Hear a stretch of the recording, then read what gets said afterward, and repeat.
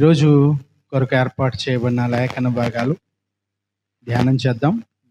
ఈరోజు కొరకు ఇవ్వబడిన 2 లేఖన భాగాలు యాకోబు పత్రిక 1వ అధ్యాయం 22 నుంచి 27 వరకు ఉన్న లేఖన భాగం, మరియు యోహాను సువార్త 16వ అధ్యాయం 23 నుంచి 30 వరకు ఉన్న లేఖన భాగం. ఈ 2 లేఖన భాగాల్లో ఉన్న అంశం మనం ధ్యానం చేయగలిగితే, ఇది పునరుత్థానం తర్వాత 5వ ఆదివారంగా మనం గమనిస్తున్నాం.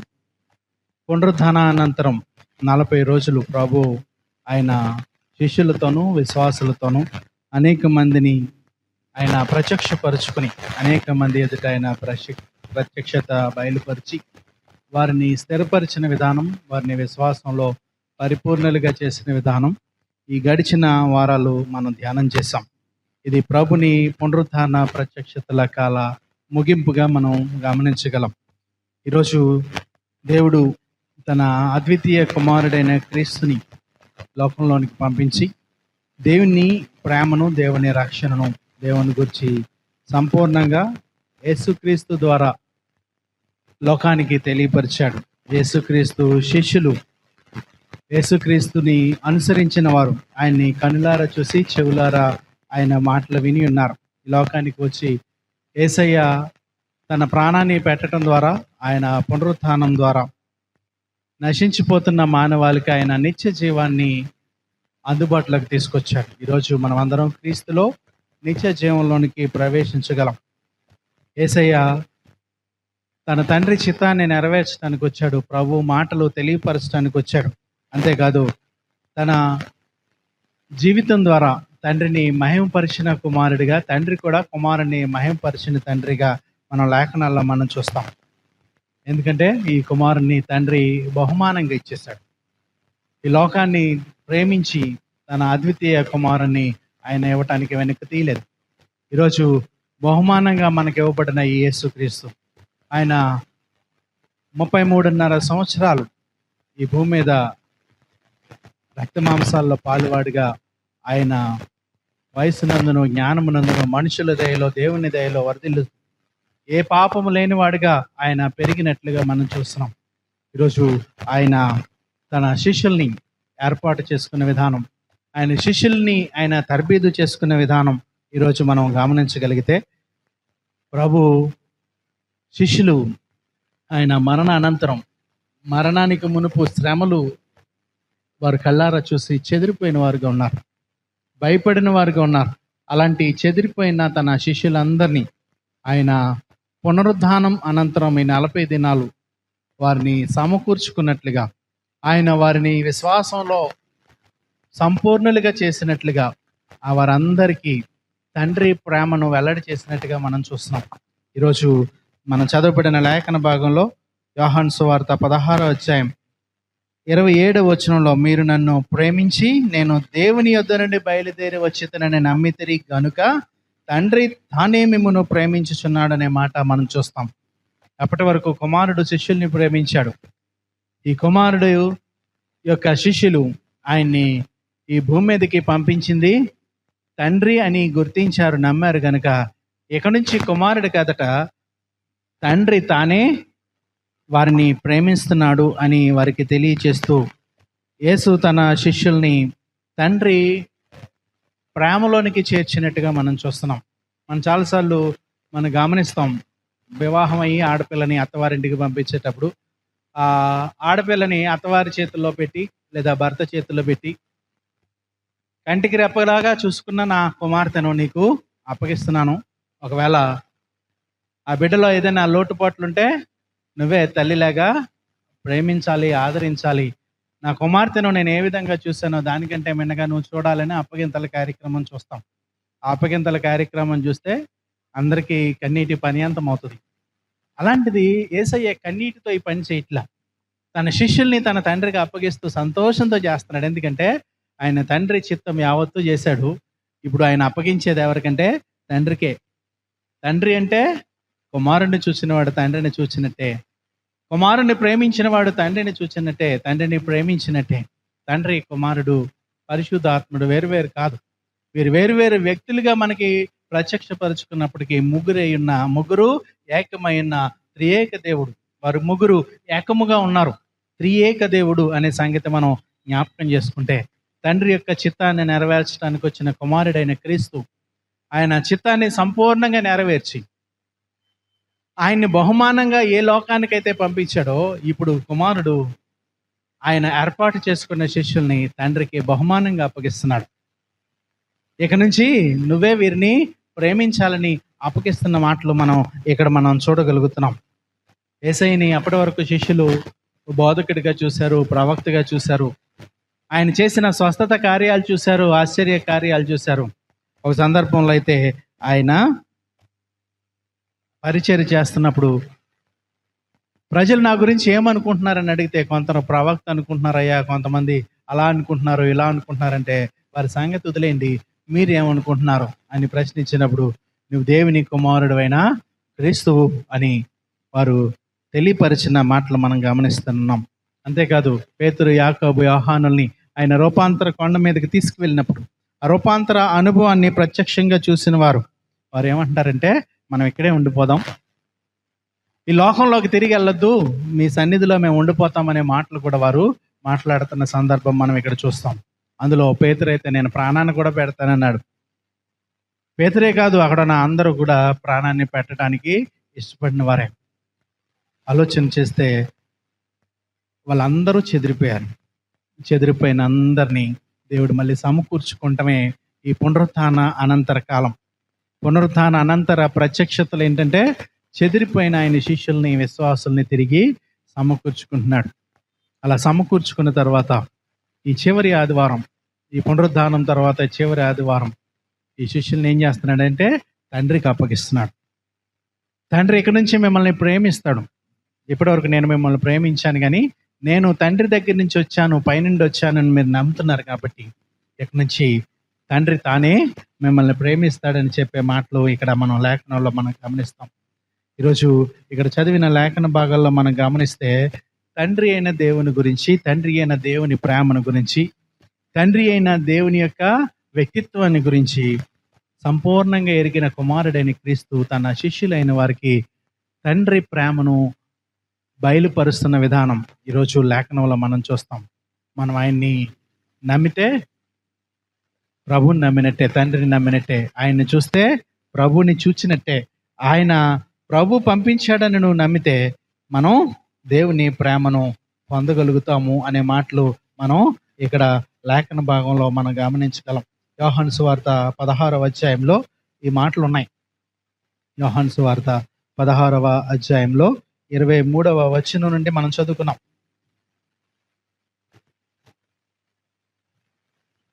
దేనిని గూర్చి మీరు నన్ను అడగరు, మీరు తండ్రిని నా పేరిట ఏమి అడిగినను ఆయన మీకు అనుగ్రహించినని మీతో నిశ్చయముగా చెప్పుచున్నాను. ఏంటంట, నేను వెళ్ళిపోతున్నాను, ఇక నుంచి మీరు ఏం అడగాలంటే తండ్రిని అడగాలి. ఏమని అడగాలంటే నా నామంలో అడగాలి. ఏ విషయాలు అడగాలంటే మీరు సంపూర్ణతకి సంబంధించిన విషయాలు అడగాలి. చూడండి, అక్కడ ఉన్న మాట మనం చదివితే, మీరు తండ్రిని నా పేరిట ఏమి అడిగినను ఆయన మీకు అనుగ్రహించినని మీకు చెప్పుచున్నాను. తండ్రిని ఎవరి పేరిట? నా పేరిట. నా అంటే యేసయ్య పేరిట. మనం అడిగేది తండ్రిని, అడిగేది మాత్రం యేసయ్య ద్వారా. ఇది గుర్తుపెట్టుకోవాలి. చాలామంది తండ్రిని నమ్ముతారు, కుమారుని నమ్మరు. కొంతమంది కుమారుని నమ్ముతారు, తండ్రిని నమ్మరు. ఈరోజు లోకం మనల్ని గలిబిలి చేయడానికి తండ్రి వేరు, కుమారుడు వేరు అని మనల్ని తప్పుదోవలోకి నడిపించే ప్రయత్నం చేస్తూ ఉన్నాడు. చూడండి, మీరు కావాలంటే తిమోతి మొదటి పత్రికలో ఈ మాటలు ఉన్నాయి. తిమోతి మొదటి పత్రిక 2వ అధ్యాయం 4వ వచనం. ఆయన మనుషులందరూ రక్షణ పొంది సత్యమును గుర్చిన అనుభవ జ్ఞానము గలవారై ఉండవలనని ఇచ్చయించుచున్నాడు. దేవుడు ఒక్కడే, దేవునికిని నరులకును మధ్యవర్తి ఒక్కడే, ఆయన యేసుక్రీస్తును నరుడు. ఈయన అందరి కొరకు విమోచన క్రయధనముగా తన్ను తానే సమర్పించుకొనెను. దీనిని గూర్చిన సాక్ష్యము యుక్త కాలమందు ఇయ్యబడును. ఈ సాక్ష్యం ఇచ్చుటకై నేను ప్రకటించువాడనుగాను, అపోస్తలుడుగాను, విశ్వాస సత్య విషయములలో అన్యజనులకు బోధకుడుగాను నియమింపబడితేనే. నేను సత్యమే చెప్పుచున్నాను. యేసయ్య గురించి చెప్తున్న మాటలు ఏంటంటే, దేవునికి నరులకు మధ్యవర్తి ఒక్కడే, దేవుడు ఒక్కడే అని. ఆయన యేసుక్రీస్తును నరుడు. యేసయ్యను మనం పక్కన పెట్టి దేవుణ్ణి ఆరాధించలేం. ఎందుకంటే ఆయనే మార్గము, ఆయనే సత్యము, ఆయనే జీవం. ఆయన ద్వారా తప్ప తండ్రిని మనం చేరుకోలేం. తండ్రిని మనం చూడాలంటే యేసయ్యని చూస్తే తండ్రిని చూసినట్టే. ఈరోజు యేసయ్య తను తండ్రి దగ్గరికి వెళ్ళిపోయే ముందు తన శిష్యులతో చెప్తున్న మాట ఏంటంటే, మీరు నా నామమున ఏమి అడిగినను, ఏంటంట, నా పేరిట ఏమి అడిగినను ఆయన మీకు అనుగ్రహించునని మీతో నిశ్చయముగా చెప్తున్నాను. ఈరోజు తండ్రి కుమారుల యొక్క అనుబంధం మనకి ఇక్కడ కనిపిస్తూ ఉంది. తండ్రి ఏమో కుమారుని నామాన్ని హెచ్చింపజేస్తున్నాడు. అన్ని నామముల కంటే పైనామముగా యేసయ్య నామాన్ని తండ్రి ఉంచితే, తండ్రిని గణపరుస్తూ కుమారుడు ఏమంటున్నాడంటే, మీరు ఏది అడిగినా ఇక నుంచి తండ్రిని అడగండి, కాకపోతే నా పేరిట అడగండి. నా పేరిట మీరు ఏది అడిగినా, ఇది అది అని ఏ విధమైన లిస్టు చెప్పలేదు. సమస్తము మీరు ఏది అడిగినా, ఆయన నామంలో ఏది అడిగినా అది తండ్రి మీకు అనుగ్రహించునని మీతో నిశ్చయముగా చెప్పుచున్నాను. ఇది వరకు మీరేమీ నా పేరిట అడగలేదు, మీ సంతోషము పరిపూర్ణమగినట్లు అడుగుడి, మీకు దొరకను. మీరు ఏది అడిగినా యేసయ్య నామంలో అడగండి. ఏది అడిగినా మీ సంతోషం పరిపూర్ణమయ్యేటట్లుగా అడగండి, అది మీకు దొరుకుతుంది అని చెప్తున్న మాటలు ఇక్కడ లేఖనంలో మనం చూస్తున్నాం. నా పేరిట 26 వచ్చిన, నా పేరిట అడుగుదురు కానీ మీ విషయమై నేను తండ్రిని వేడుకుందని మీతో చెప్పట్లేదు. మీరు నన్ను ప్రేమించి నేను దేవుని యొద్ద నుండి బయలుదేరి వచ్చితనని నమ్మితిరి గనుక తండ్రి తానే మిమ్మల్ని ప్రేమించుచున్నాడు. ఏంటంట, మీరు నేను తండ్రి దగ్గర నుంచి బయలుదేరి వచ్చితనని మీరు నమ్మితే, ఇక నుంచి నేను కాదు, తండ్రే మిమ్మల్ని ప్రేమిస్తాడు. నేను మీకు మధ్యవర్తిగా ఉంటాను, నేను మీకు ఉత్తరవాదిగా ఉంటాను, నేను మీకు అడ్వకేట్గా ఉంటాను అంటూ యేసయ్య వెళ్ళిపోతూ ఆయన పరిశుద్ధాత్మని మన మధ్యకి పంపిన మాటలను ఈరోజు మనం జ్ఞాపకం చేసుకోవాలి. ఈ మాటల యొక్క అర్థం ఏంటంటే, నేను తండ్రి యొద్దకు వెళ్తున్నాను అని 28వ వచనంలో మనం చెప్తూ తండ్రి గురించి తెలియజేస్తున్నాడు, పరిశుద్ధాత్ముడి గురించి తెలియజేస్తున్నాడు. తండ్రి యొక్క ప్రేమను, తండ్రి దగ్గర మనకి ఏం దొరుకుతాయో, మన సంపూర్ణం సంతోషం అవునట్లు మనం ఏం అడగాలో, ఏం పొందుకోవాలో సమస్తము ఆయన మనకి తెలియపరుస్తూ దేవుని యొక్క ప్రేమను వెల్లడి చేస్తున్న విధానాన్ని మనం గమనిస్తాం. యేసుక్రీస్తు ద్వారా మన అక్కరలు, అవసరతలు తీర్చబడతాయి. అన్నిటికంటే ప్రాముఖ్యమైన అవసరత ఏంటంటే మన పాప విమోచనం. యేసుక్రీస్తు యొక్క అమూల్యమైన రక్తం ద్వారా మనం దేవుని యొక్క నిత్య రాజ్యంలోనికి ప్రవేశించగలం. మన కడగబడి, మనం పరిశుద్ధులుగా తీర్చబడి మనం దేవుని సన్నిధిలోకి చేర్చబడతాం. యేసుక్రీస్తు ద్వారానే రక్షణ, యేసుక్రీస్తు ద్వారానే విమోచనం అనే సంగతి మనం గ్రహించాలి. ఈ అక్కర్లన్నీ మనకి తీర్చేది ఎవరంటే తండ్రి యొక్క కనికరం. ఆయన కనికరాన్ని బట్టే కుమారుని మన దగ్గరికి పంపించాడు. ఆయన పంపించకపోతే కుమారుడు వచ్చి ఉండేవాడు కాదు. ఈ కుమారుడు వెళ్తూ వెళ్తూ మనకిచ్చిన వాగ్దానం ఏంటంటే, తండ్రి ప్రేమను మనకి తెలియపరిచి వెళ్తున్నాడు, తండ్రి ప్రేమను మనకు అప్పగించి వెళ్తున్నాడు. అంతేకాదు, మనతో పాటు సదాకాలం ఉండడానికి సత్య స్వరూపి అయిన ఆత్మను, ఆదరణకర్తను మన కొరకు అనుగ్రహించి వెళ్తున్న మాటలు మనం ఇక్కడ చూస్తూ ఉన్నాం. ఈరోజు ఈ లేఖన భాగాల్లో మనం అర్థం చేసుకుంటే, శిష్యుల్ని ఆయన సంపూర్ణంగా సిద్ధపరిచి వెళ్తున్నాడు అనే వాస్తవం అర్థం చేసుకుంటాం. శిష్యులు అప్పటి వరకు చెదిరిపోయిన వారు, భయపడిన వారు, తలుపులు వేసుకుని లోపల కూర్చున్న వారిని సైతం దేవుడు ఏం చేశాడంటే ఇప్పుడు విశ్వాసంలో స్థిరులుగా మార్చేశాడు. విశ్వాసంలో స్థిరులుగా మార్చడమే కాదు, ఆయన వారి యేసయ్య కొరకు వారి ప్రాణాలని అప్పగించడానికి సైతం వారు సిద్ధపడేటట్లుగా వారిని బలపరిచిన ప్రభుని మనం ఇక్కడ చూస్తున్నాం. ఇప్పుడు ప్రభు వెళ్తూ వెళ్తూ సంతోషంగా వెళ్తున్నాడు. తన తండ్రికి అప్పగించి తండ్రి ప్రేమను వారికి వెల్లడి చేసి తండ్రి యొక్క గొప్ప వ్యక్తిత్వాన్ని వారికి తెలియపరిచి ఆయన వెళ్తూ వారికి చెప్తున్న మాటలు ఏంటంటే, దేవుడు నామంలో, యేసయ్య నామంలో మనం తండ్రిని ఏది అడిగినా సరే అది పొందుకుంటాం. ఏం అడగాలంటే మన సంతోషం పరిపూర్ణమవునట్లుగా అడగాలి. మీరు ఏది అడిగినా ఆయన మీకు అనుగ్రహిస్తాడని చెప్తున్నాడు. ఈరోజు దేవుని యొక్క సన్నిధిలో 2వ లేఖన భాగాన్ని కనుక మనం ఆలోచిస్తే యాకోబు పత్రిక 1వ అధ్యాయంలో ఈ మాటలు ఉన్నాయి. 1వ అధ్యాయము 22వ వచనంలో ఇక్కడున్న మాట మనం ధ్యానం చేసే ప్రయత్నం చేద్దాం. మీరు వినివారు మాత్రమై ఉండి మిమ్మల్ని మోసపుచ్చుకొనకుండా వాక్య ప్రకారము ప్రవర్తించేవారై ఉండడి. ఈ మాట చాలా ప్రత్యేకంగా కనిపిస్తూ ఉంది.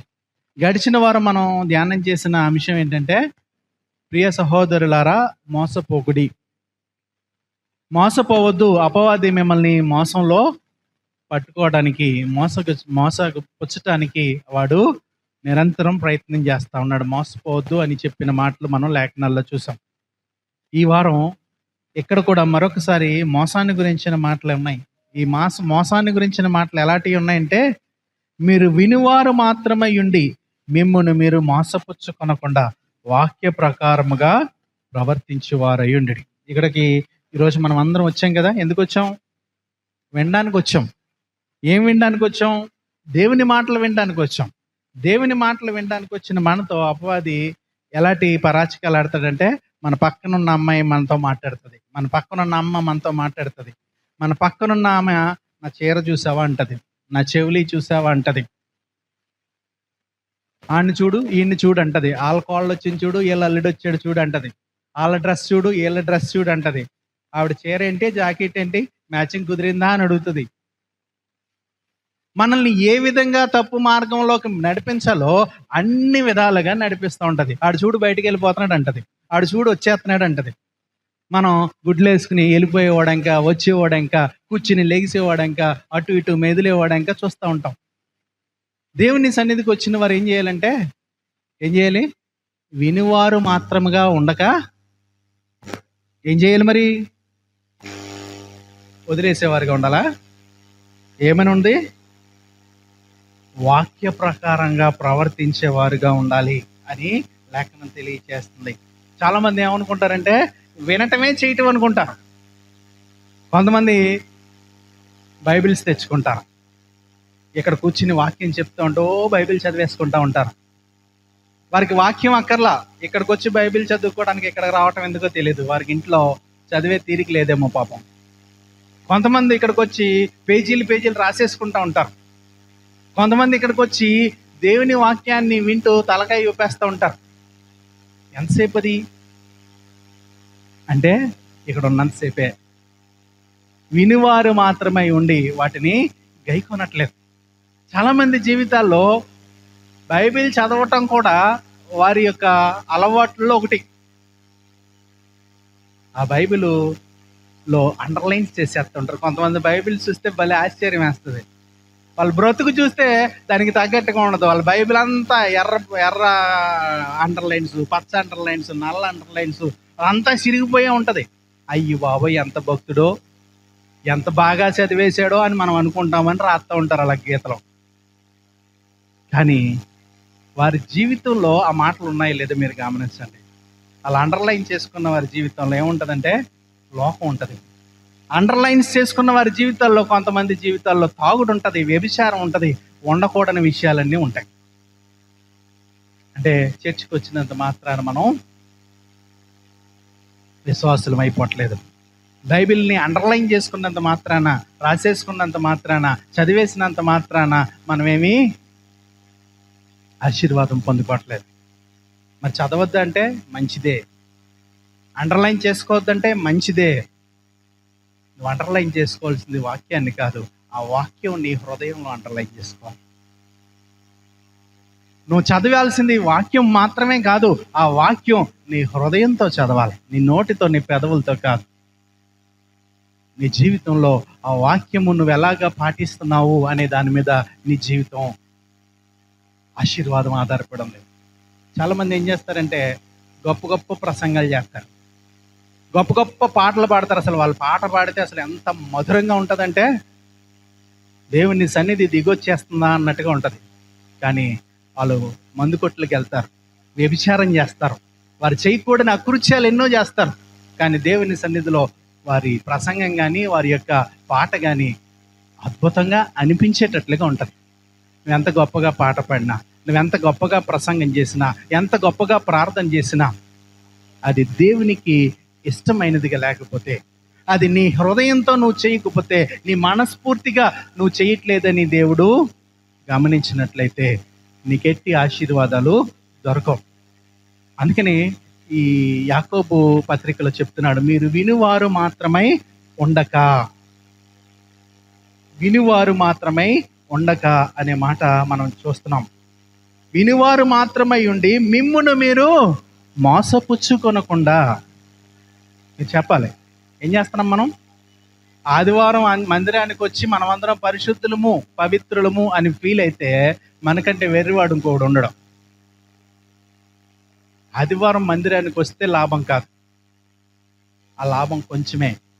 దేవుని మందిరానికి వచ్చిన తర్వాత దేవుని యొక్క వాక్యాన్ని నీ హృదయంలో నువ్వు మోసుకెళ్ళకపోతే, దేవుని యొక్క హృదయం నీలో నివసించకపోతే, ఇక్కడి నుంచి నువ్వు వట్టి పాత్రగా వెళ్ళక నిండు పాత్రగా దేవుని వాక్యంతో నింపబడి వెళ్ళకపోతే ఇక్కడికి వచ్చిన దానికి ఫలితం లేదు. మీరు రేషన్ షాప్కి వెళ్ళినప్పుడు ఎలా వెళ్తారు? ఖాళీ గోన్ సంచి అట్టుకెళ్తారు. వచ్చేటప్పుడు ఎలా వస్తారు?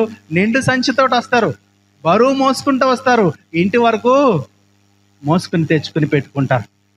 ఖాళీ సంచితో వెళ్ళి ఖాళీ సంచితో వస్తే వాడిని ఏమంటారంటే తెంగరోడు అంటారు.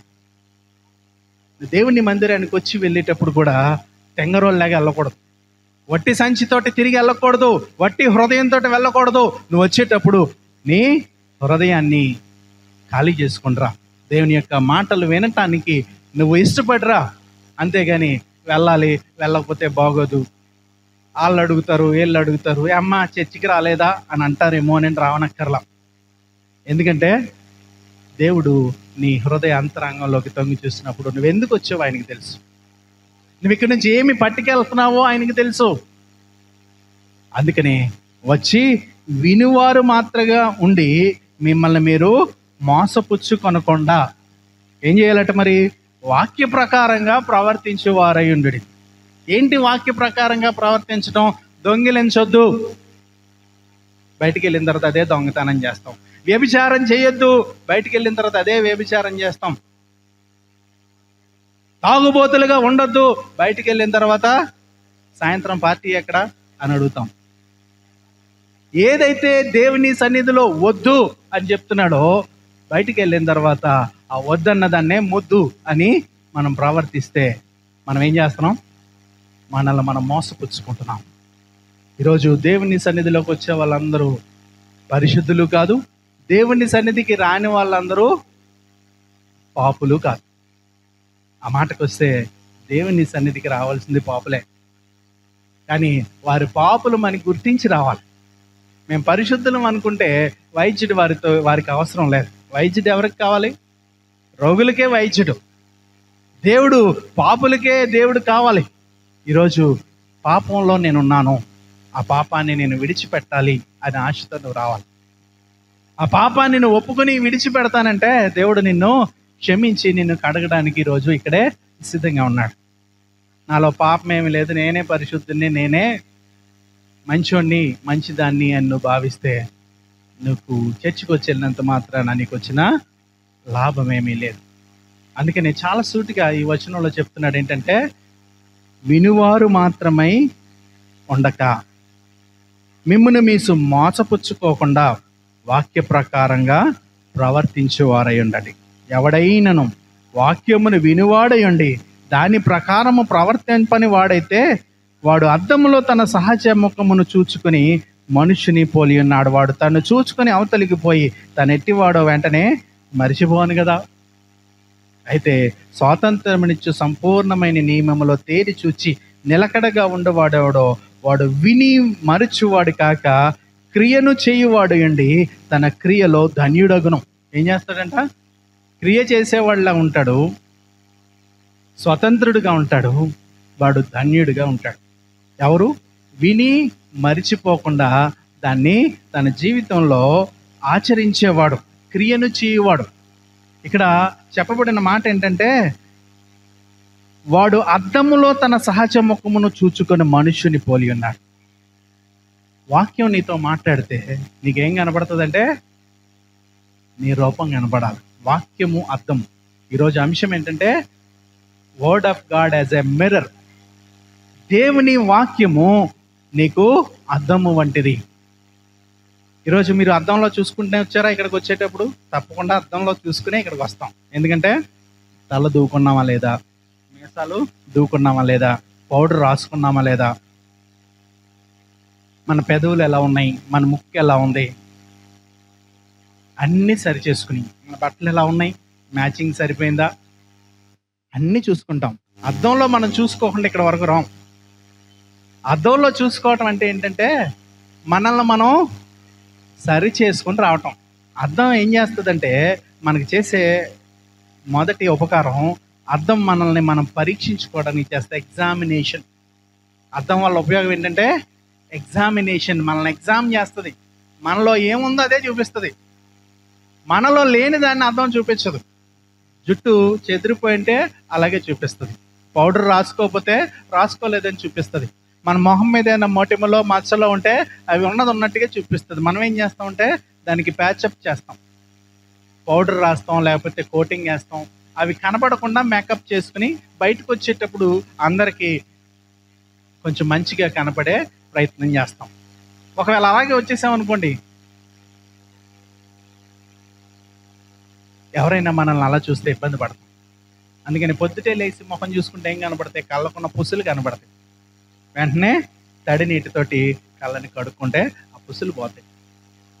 ఒకవేళ పొద్దుటి లెగిసి మొహం కడుక్కోకుండా అద్దం చూసుకోకుండా బయటకు వస్తే ఎలా కనబడతామంటే కొంచెం వికారంగా కనబడతాం. కళ్ళకి పుసులతో మొహం అంతా కొంచెం వికారంగా, మచ్చలు మచ్చలుగా, పౌడర్ లేకుండా, సిద్ధపడకుండా వస్తాయి. మన ఇంట్లో వాళ్ళకి మన ముఖం అలాంటిది అలవాటే. ఎందుకంటే పొద్దుటే మనల్ని చూస్తారు. బయట వాళ్ళకి మనం అలా కనబడలేం. బయటకు వచ్చేటప్పుడు ఏం చేస్తామంటే చక్కగా అద్దంలో చూసుకుని సరి చేసుకుని, జుట్టు సరి చేసుకుని, ముఖం సరి చేసుకుని, కొంచెం మనకి మనం సాటిస్ఫాక్షన్గా కనబడుతున్నాం అనుకున్నప్పుడు బయటకు వస్తాం. అద్దం చేసే గొప్ప పని మన ముఖాన్ని మనకి చూపిస్తుంది. ఈరోజు చాలామంది చేసే పని ఏంటంటే ఈ వాక్యం అనే అద్దంలోకి చూసుకోవడానికి ఇష్టపడరు. ఎందుకంటే వాక్యంలోకి తొంగి చూస్తే ఏం కనపడుతుంది? మన లోపాలు కనబడిపోతాయి. మందిరానికి వస్తే పాపం చేయకూడదంటగా, బాప్తీసం తీసుకుంటే ఇష్టానుసారంగా ఉండడానికి ఉండదంటగా, అందుకే నేను బాప్తీసం తీసుకోవట్లా, అందుకే నేను మందిరానికి రావట్లా, నేను ఇంకా సరైన తర్వాత, నన్ను ఇంకా మార్పు చేసుకున్న తర్వాత వస్తాను, రేపు ఎల్లుండి, ఆవులు ఎల్లుండి. ఈరోజు మన పిల్లలు తాగుబోతులుగా, తిరుగుబోతులుగా ఉండడానికి కారణం ఏంటంటే వారు దేవుని సన్నిధిలోకి రావటం లేదు. దేవుని సన్నిధిలో వారు వాక్యం చేత కడగబడటం లేదు. దేవుని సన్నిధిలో వాక్యం చేత వారు తమల్ని తాము సరి చేసుకోకపోవడాన్ని బట్టి వారు ఏమనుకుంటారంటే దేవుని సన్నిధానంలోనికి రావడానికి ఇష్టపడరు. దేవుని సన్నిధిలోకి వస్తే మీరు అది మారండి, ఇది మారండి, అది చేయండి, ఇది చేయండి, అలా ఉండాలి, ఇలా ఉండాలని మీ పాస్టర్ గారు చెప్తారు. అలా మనకు ఉండడం కుదరదు. అందుకని రాకుండా ఉంటే పోలా, దేవుని వాక్యాన్ని చదవకుండా ఉంటే పోలా, దేవుని వాక్యంలోకి తొంగి చూడకుండా ఉంటే పోలా. అసలు అర్థమే చూసుకోకపోతే మనం ఎలాగ ఉన్నామనేది మనకే తెలవదు కదా. ఇది మన భావన. అర్థంలో చూసుకోకపోతే, వాక్యంలో చూసుకోకపోతే మనం ఏ స్థితిలో ఉన్నామో మనకి తెలియదు. నిజమే. కానీ మంచి వాళ్ళం అవుతామా, మంచిగా కనబడతామా అంటే ఎప్పటికీ కాదు. ఈరోజు దేవుని సన్నిధిలో చాలామంది వాక్యం అనే అర్థం విషయంలో వారు చేసే తప్పు ఏంటంటే వారు చూసుకోవట్లేదు. అసలు అర్థమే లేదు వాళ్ళ ఇంట్లో, అర్థమే లేదు. కొంతమంది ఇంట్లో వాక్యమే లేదు, వాక్యాన్ని చదివే అనుభూతి లేదు, వాక్యాన్ని చదివే సమయం లేదు, వాక్యాన్ని చదివే ఆలోచన కానీ వారి జీవితంలో లేదు. వారింట్లో కుటుంబ ప్రార్థన లేదు, వారింట్లోంచి దేవుని సన్నిధికి వచ్చే అవకాశమే లేదు. ఎందుకంటే వాక్యంలోకి తొంగి చూస్తే వాక్యం వారి లోపాలన్నీ చూపిస్తుంది. అందుకని ఆ వాక్యమే లేకుండా జాగ్రత్త పడుతున్నారు. కొంతమంది ఏంటంటే వాక్యం ఉంటుంది కానీ అలా చూసి వెళ్ళిపోతూ ఉంటారు. ఒకవేళ అలా కనిపించి వెళ్ళిపోతే ఏమవుతుంది? మెరుపు తీగ దృశ్యంలా ఉంటుంది. మెరుపు తీగ ఎలా వచ్చి అలా వెళ్ళిపోయినట్టుగా వాక్యం అనే అర్థం ఎలా వచ్చి అలా వెళ్ళిపోతే నీకేమన్నా గుర్తుంటుందా? ఓసారి మొహం నీ అద్దంలో చూసుకుని అలా వెళ్ళిపోతే నీ మొహం నీకే గుర్తుండదు. నిజానికి నీ మొహం నువ్వు సరి చేసుకోవాలంటే, నీ బ్రతుకు నువ్వు సరి చేసుకోవాలంటే నువ్వేం చేయాలంటే ఆ అద్దం దగ్గర కాసేపు ఆగాలి, దాని దగ్గర సమయాన్ని గడపాలి. ఆ వాక్యం అనే అద్దం దగ్గర నీ సమయాన్ని గడపకపోతే అందులో ఉన్నది నీకు ఎలా కనబడుతుంది? ఇలా వెళ్ళిపోతే కనబడుతుందా? అలా వెళ్ళిపోతే కనబడుతుందా? కనబడుతుంది. నువ్వు వాక్యం ముందు నిలబడి, అద్దం ముందు నిలబడి ఏం చేయాలంటే తదేకంగా నిదానించి చూడాలి. నా నొసట ఎలా ఉంది, నా ముక్కు ఎలా ఉంది, నా బొగ్గులు ఎలా ఉన్నాయి, నా మెడ ఎలా ఉంది, ఇక్కడ ఏమన్నా నల్లగా ఉందా, ఇక్కడ ఏమన్నా తెల్లగా ఉందా, పరిశీలించుకో. దానికి మనం చేయాల్సిన పని ఏంటంటే మనం మొదటగా సమయం ఇవ్వాలి. మనం సమయం ఇవ్వకపోతే మన ముఖం ఎలా ఉందో మనమే చూసుకోలేం. ఆలోచన చేయండి. సమయం ఇస్తే సరిపోతుందా? సమయం ఇచ్చిన తర్వాత ఆ సమయాన్ని ఏం చేయాలంటే సరి అయిన విధానంలో దాన్ని ఉపయోగించుకోవాలి. మన ముఖాన్ని మనం పరీక్షగా చూసుకోవాలి. దేవుని సన్నిధిలో మనం ఎలా ఉండాలి? దేవుణ్ణి ఆరాధిస్తూ గడపాలి. ఇక్కడికి వచ్చి కూడా ఫోన్ చూసుకుంటాను, ఇక్కడికి వచ్చి కూడా నేను పక్కోడితో మాట్లాడతాను, ఇక్కడికి వచ్చి కూడా నేను ఆటలాడుకుంటాను, ఇక్కడికి వచ్చి కూడా నేను వాళ్ళ గురించే వీళ్ళ గురించే నేను చూస్తాను అంటే నేను ఎవడు బాగు చేయను. అద్దం ముందుకు వచ్చిన తర్వాత అద్దంలో నిన్ను నువ్వు చూసుకోవాలి. దానికి ఏం కావాలంటే అటెన్షన్ కావాలి.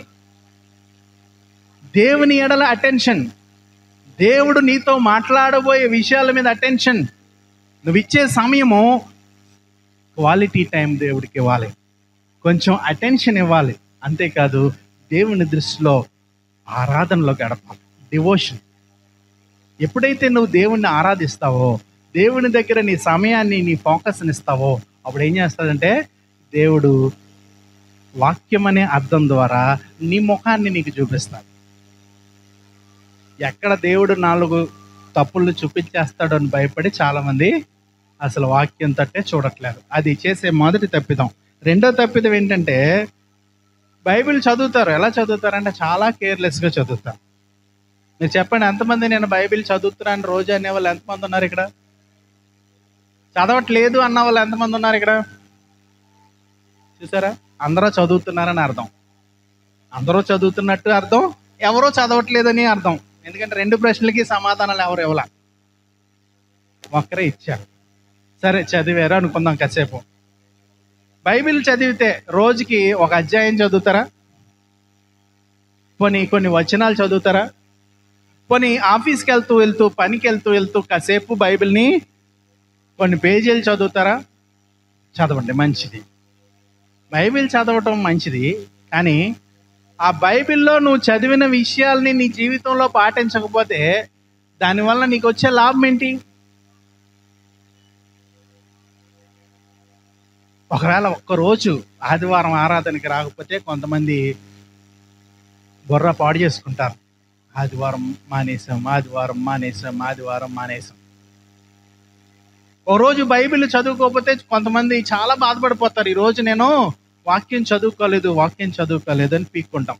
నిజమే. మరి వాక్యం చదువుకోలేదని పీక్కునే నువ్వు వాక్యాన్ని చదివి కూడా దాన్ని నేను గ్రహించట్లేదు, నేను పాటించట్లేదని ఎందుకు పీక్కావు? చదవట్లేదని గుర్తు చేసిన నీ మనస్సాక్షి చదివిన దాన్ని నీ జీవితానికి అన్వయించుకోవాలి అని ఎందుకు గుర్తు చేయట్లేదు అంటే వారికి అంతవరకే అవసరం. చదివేశానా, నేను పరిశుద్ధుని అయిపోయాను. దేవుని మందిరానికి వచ్చానా, పరిశుద్ధుని అయిపోయాను. దేవుని మందిరానికి వస్తే చాలు, నా పని అయిపోయింది, నేను మంచివాడిని అయిపోయాను, మంచిదాన్ని అయిపోయాను. దేవుని సన్నిధిలో నేను పాట పాడానా, చాలు, నా జీవితానికి ఈ వారం నేను ధన్యుడిని అయిపోయాను.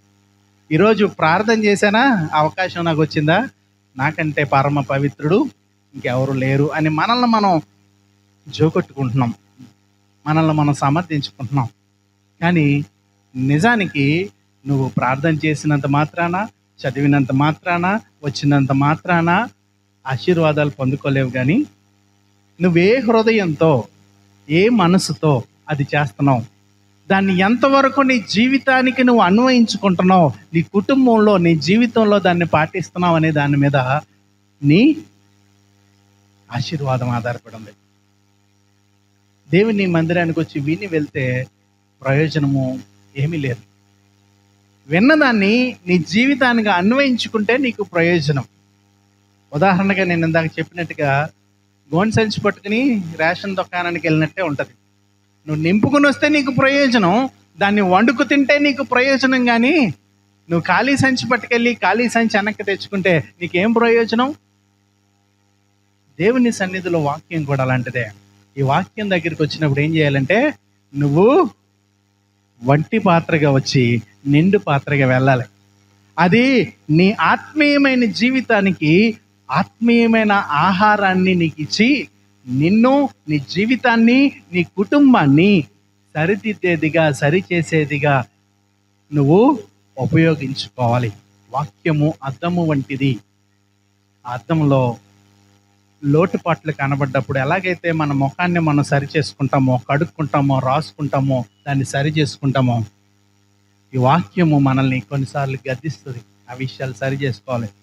తాగుబోతాడా, తాగుడు మాండ్రా అని అడుగుతుంది మనల్ని. అప్పుడు ఈ క్షణమే నేను తాగుడు మానేస్తాను అని అంటామా?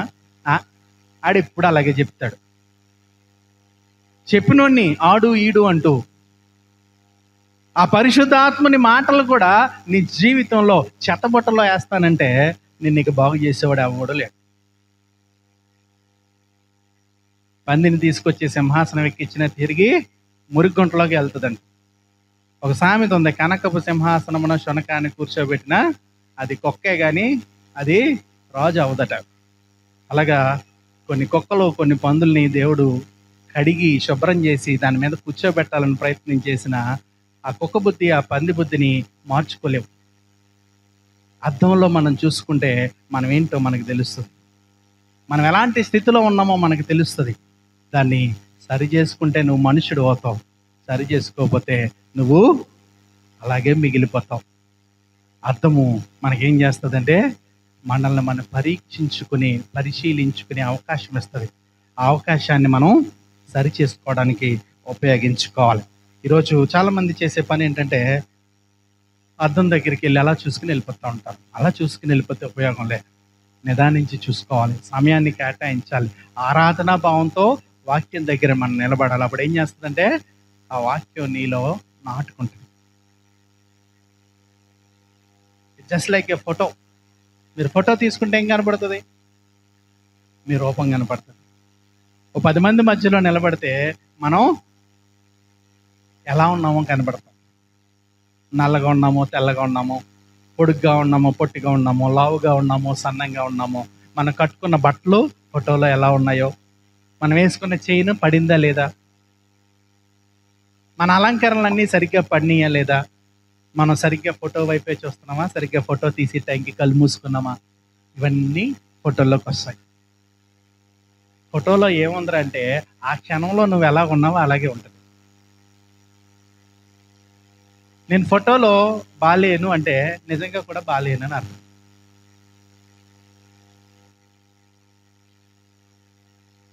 ఈ మధ్యన పెళ్ళిళ్ళకి షూటింగ్లు చేస్తున్నారు. వెడ్డింగ్ షూట్ అంటున్నారు, ప్రీ వెడ్డింగ్ షూట్ అంటున్నారు, పోస్ట్ వెడ్డింగ్ షూట్ అంటున్నారు. ఆ షూట్స్లో ఏం చేస్తారంటే వారిని ఫొటోస్ తీసుకుంటారు. వారికి జ్ఞాపకాలుగా ఉండడానికి ఫొటోస్ పెట్టుకుంటున్నారు. ఆ ఫొటోస్లో ఏం కనపడుతుందంటే ఆ వయసులో పెళ్లి టైంలో మనం ఎలా ఉన్నామో కనపడుతుంది. పెళ్ళైన వాళ్ళు కూడా గత జ్ఞాపకాలని ఆల్బమ్స్ తిరిగేసి చూసుకుంటూ ఉంటారు. ఎలా మారిపోయామే అనుకుంటూ ఉంటాం. ఫోటోలు పై రూపాన్ని చూపించే ఫోటోలు అయితే కొన్ని ఫోటోలు ఉంటాయి. ఆ ఫోటోలు ఏంటంటే మన లోపల ఉన్న భాగాలు చూపించే ఫొటోస్. ఎక్కడన్నా జారి పడ్డామనుకోండి, కాలో చెయ్య పెనికితే కూడా ఫోటో తీస్తారు. ఆ ఫోటోని ఏమంటారంటే ఎక్స్రే ఫోటో అంటాం. ఎక్స్రే ఫోటోలు ఏం పడుతుంది తెలుసా? నీ చెయ్యిని తీస్తే చెయ్యి లోపలన్న ఎముక పడుతుంది, కాలిని తీస్తే కాలి లోపలన్న ఎముకను పడుతుంది, నడుముని తీస్తే నడుము లోపల ఉన్న ఆ వెన్నెముక, ఆ ఎముకలన్నీ పడతాయి.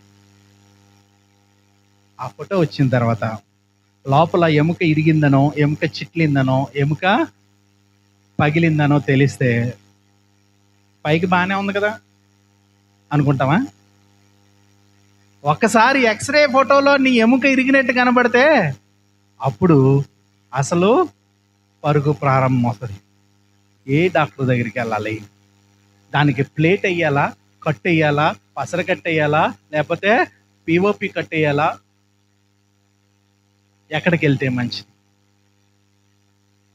ఒక్కసారి ఆ ఫోటో అద్దం ముందు నువ్వు నిలబడితే ఆ ఫోటో అద్దం ఒక్క క్షణంలో నిన్ను ఏం చేస్తుందంటే నీ లోపల శరీరంలో ఉండే ఎముకల్ని ఫోటో తీస్తుంది. కొన్ని రోగాలకి సిటీ స్కాన్స్ అంటారు, ఎంఆర్ఐ స్కాన్స్ అంటారు. అవి ఏం చేస్తాయంటే మన శరీర అవయవాల యొక్క ప్రతిబింబాలు, వాటి యొక్క పనితీరు యొక్క ప్రతిబింబాలు వాటిలో రికార్డ్ అవుతూ ఉంటుంది. మనం అనుకుంటాం ఫోటో అంటే కెమెరామ్యాన్, ఫోటోగ్రాఫర్ గారు వచ్చి తీసే ఫోటో అనుకుంటాం. ఫోటోగ్రాఫర్ గారు వచ్చి తీసే ఫోటోలో ఏం కనబడుతుంది? కేవలం నీ మేకప్ కనబడుతుంది, నువ్వు వేసుకున్న బట్టలు కనబడతాయి. దేవుని యొక్క వాక్యం తీసే ఫోటో, దేవుని యొక్క వాక్యం అనే అద్దం చూపించే ఫోటో ఏంటి అంటే నువ్వేంటో చూపిస్తుంది. నీ లోపల ఏముందో చూపిస్తుంది. నువ్వు ఎలాంటి దానివో ఎలాంటి వాడవో చూపిస్తుంది. నీ బ్రతికేంటో, నీ పరిస్థితి ఏంటో చూపిస్తుంది. అవి చూడటానికి మనకి ధైర్యం చాలదు, అవి చూడటానికి మనకి చాలాసార్లు ఇష్టం అవ్వదు. ఎందుకంటే అదేంటో మనకి తెలిసిపోతే మనం ప్రశాంతంగా ఉండలేం. మనం అది తెలుసుకున్న తర్వాత నిలకడగా ఉండలేం. అందుకని అద్దము వంటి వాక్యాన్ని మనం స్కిప్ చేసే ప్రయత్నం చేస్తాం. ఆ అద్దము వాక్యములోనికి చూడటానికి మనల్ని మనం ఏమాత్రం ఇష్టపడకుండా ఉంటాం. ఈ వాక్యం ఏం చేస్తుందంటే హెబ్రీయులకు రాసిన పత్రిక 4:12 ఉంది. దేవుని వాక్యము సజీవమై బలము గలదై రెండంచులు గల ఎటువంటి ఖడ్గము కంటే వాడిగా ఉండి ప్రాణాత్మలను, కీళ్లను, మూలుగను విభజించినంత మట్టుకు దూరుచు హృదయం యొక్క తలంపులను, ఆలోచనలను శోధించుచున్నది. ఏంటంట? లోపలికి, ఇంకా లోపలికి, హృదయం లోపలికి, ఎముకల్ని, నీ మూలికని సైతం పరిశీలించినంత మట్టుకు దూరుచు. నిన్ను పరిశీలించేది, నిన్ను పరీక్షించేది ఏంటంటే దేవుని యొక్క వాక్యం. ఇది రెండంచుల ఖడ్గం కంటే కూడా వాడిగా ఉన్న ఖడ్గం. ఇది ప్రాణాన్ని, ఆత్మను, కీళ్లను, మూలికను సైతం విభజించినంత మట్టుకు దూరుచు. అసలు ఆ సీన్ మనకు కనపడిందంటే అసలు ఎక్స్రే ఫోటో చూస్తే చాలు మనం పరుగులు ఎత్తడానికి. మరి దేవుని వాక్యం ముందు మనం నిలబడతామా? దేవుని వాక్యం మన గురించి మనకు చూపిస్తే తట్టుకోగలమా? బైబిల్ లేఖనాల్లో దేవుని యొక్క వాక్కు ప్రత్యక్షమైనప్పుడు, దేవుడు ప్రత్యక్షమైనప్పుడు కొంతమంది భక్తుల యొక్క స్పందనలు కనుక మనం చూస్తే మనకి కొంచెం వివరంగా అర్థమవుతుంది. ఇక్కడికి వచ్చిన మనం అందరం, నాతో సహా, ఏమనుకుంటామంటే మేము మంచోళ్ళమే, మేము ప్రార్థన చేసుకుంటున్నాం, ఆదివారం ఆరాధనకి వెళ్తున్నాం, మేము కాబట్టి నీ కార్యక్రమాలు చేస్తున్నాం, మేము కాబట్టి ఇంత గొప్పగా ఉంటున్నాం అని భావిస్తే మనకంటే వెర్రివాడు ఈ లోకంలో లేకపోవచ్చు. ఒకసారి బైబిల్లో ఉన్న భక్తులు వారి జీవితాల్లో వారు ఎలాగా ప్రవర్తించారు అనే సంగతి కనుక మనం లేఖనాల్లోంచి చూడగలిగితే, బైబిల్లో ఒక ఆయన ఉన్నారు. ఆయన పేరు ఏంటంటే యెషయా. యెషయా గారు తెలుసా మీకు? యెషయా గ్రంథకర్త, ప్రవక్త. ఈయన రాసిన ఈ యెషయా గ్రంథంలో 6వ అధ్యాయంలో 5వ వచనంలో ఈ విధంగా ఉంది. 5వ వచనమా పైన, అయ్యో నేను అపవిత్రమైన పెదవులు గలవాడను, అపవిత్రమైన పెదవులు గల జనుల మధ్య నివసించేవాడను, నేను నశించి తిని రాజగు సైన్యములకు అధిపత్యకు యెహోవాను నేను కన్నులారా చూచితేననుకుంటాను. ఏంటంట? దేవుడు ప్రత్యక్షమైనప్పుడు, దేవుని యొక్క వాక్కు ప్రత్యక్షమైనప్పుడు యెషయా ఏమంటున్నాడు తెలుసా? నేను నశించి తిని. ఎందుకంటే దేవుని యొక్క వాక్కు, దేవుని యొక్క ప్రత్యక్షత యెషయాకి ఏం జ్ఞాపకం చేసిందంటే, నేను అపవిత్రుణ్ణి, అపవిత్రమైన పెదవులు గలవాణ్ణి, అపవిత్రమైన ప్రజల మధ్యలో నివసించుచున్నవాణ్ణి. అంతటి పరిశుద్ధుడైన దేవుడు నా దగ్గరికి వస్తే నేను నశించిపోతున్నాను. ఈరోజు ఆలోచించండి, దేవుని సన్నిధిలోకి ప్రవేశించే మనం నశించిపోతున్నామనే భయంతో ఎప్పుడన్నా వస్తున్నామా? ఎక్కడికి వస్తాం? పిల్లలు ఆడుకుంటుంటే వాళ్ళని చూస్తాం, మధ్యలో మనకి టాయిలెట్ వస్తే లేచి వెళ్తాం, మధ్యలో బయటికి వెళ్ళి తిరిగి వస్తాం, పక్కన ఉన్న వాళ్ళకి కెలుగుతాం, పక్కన ఉన్న వాళ్ళతో మాట్లాడతాం. అయ్యో ఇది దేవుని సన్నిధి, నేను దేవుని సన్నిధిలో సరిగా ఉండకపోతే నా నాశనాన్ని నేను కొని తెచ్చుకుంటున్నానని ఎప్పుడన్నా భావిస్తామా? మనం భావించట్లేదు. కానీ బైబిల్లో గొప్ప ప్రవక్తగా పేరొందిన యెషయా అంటున్నాడు, నేను నశించిపోతున్నాను, ఎందుకంటే నేను అపవిత్రుని, అపవిత్రమైన పెదవులు గెలివాడిని, అపవిత్రమైన ప్రజల మధ్యలో నేను నివసించేవాడిని, నేను దేవుణ్ణి చూశాను, నేను ఇక బ్రతకను అని భయపడుతున్నాడు. యెషయాకే కాదు, బైబిల్ లేఖనంలో మరొక ఆయన్ని కూడా మనం చూడొచ్చు. లూకా సువార్త 5వ అధ్యాయం 8వ వచనంలో, సీమోను పేతురు అది చూచి యేసు మోకాళ్ళ ఎదుట సాగిలపడి, ప్రభువా నన్ను విడిచిపొమ్ము, నేను పాపాత్ముడనని చెప్పాను. ఎప్పుడుది? యేసయ్య పేతుర్ని వలల నిండుగా చేపలు పట్టించినప్పుడు, వలలు పిగిలిపోతున్నట్లుగా పరిస్థితి వచ్చినప్పుడు, వారు 2 దోణులు మునుగునట్లుగా ఆ దోణెల్ని చేపలతో నింపినప్పుడు, పేతురు ఆ చేపలు ఎలా అమ్ముకోవాలి, ఆ చేపలు అమ్మితే నాకు ఎంత లాభం వస్తుంది అని ఆలోచించడం మానేసి యేసు మాటలను బట్టి, యేసును బట్టి ఏం చేశాడు తెలుసా? యేసు మోకాళ్ళ దగ్గర సాగిలపడి, ప్రభువా నన్ను విడిచిపో, నేను పాపాత్మని, నువ్వు పరిశుద్ధుడివి, నేను పాపాత్మని, నన్ను విడిచి వెళ్ళిపో, నువ్వు నా దగ్గర ఉండడానికి కూడా నేను పాత్రుని కాదు. దేవుని యొక్క వాక్యం నీతో మాట్లాడితే నువ్వు పాపాత్ముడు అని గ్రహిస్తావు. దేవుని యొక్క వాక్యం నీతో మాట్లాడితే నేను నశించిపోతున్నాను అనే సంగతి నువ్వు గ్రహిస్తావు. ఎందుకంటే దేవుని యొక్క వాక్యం అర్థము నీ బ్రతుకుని ఉన్నది ఉన్నట్టుగా నీకు కనిపించేటట్టుగా చేస్తుంది. ఈ వాక్యం అనే అర్థంలో నువ్వు చూసుకున్నప్పుడు నువ్వు నశించిపోతున్నావు అనే సంగతి నీకు తెలుస్తుంది, నేను పాపాత్ముని అనే సంగతి నీకు తెలుస్తుంది. చాలామంది హ్యాపీగా బతుకుతారు. కారణం ఏంటంటే బైబిల్ పట్టుకుని సేవ చేస్తున్నామని చెప్పుకుంటూ, క్రైస్తవులము విశ్వాసము అని చెప్పుకుంటూ హ్యాపీగా బ్రతుకుతూ ఉంటారు. కారణం ఏంటో తెలుసా? వాళ్ళ బ్రతుకులో వాక్యం ఉండదు, వాళ్ళ బ్రతుకులో యేసయ్య ఉండడు, వారి బ్రతుకులో యేసయ్యని గురించిన ఆలోచనే లేదు. అందుకనే వారు తాగుబోతులుగా, తిరుగుబోతులుగా, దుర్మార్గులుగా వారు హ్యాపీగా బ్రతుకుతున్నామన్న భ్రమలో బ్రతుకుతూ ఉంటారు. వారు అర్థం చూసుకునే మోకాలుగా, వారు అర్థంలో చూసుకుంటే వారు నశించిపోతున్నాము అతి త్వరలో అనే సంగతి వారు గుర్తిస్తారు. పాపాత్ములము అనే సంగతి వారు గుర్తిస్తారు. గుర్తిస్తేనే కదా మనం సరి చేసుకోగలిగేది. ఆలోచన చేయాలి. పేతురు దగ్గర వదిలేద్దామా? ఇంకొక ఆయన దగ్గరికి వెళ్దాం.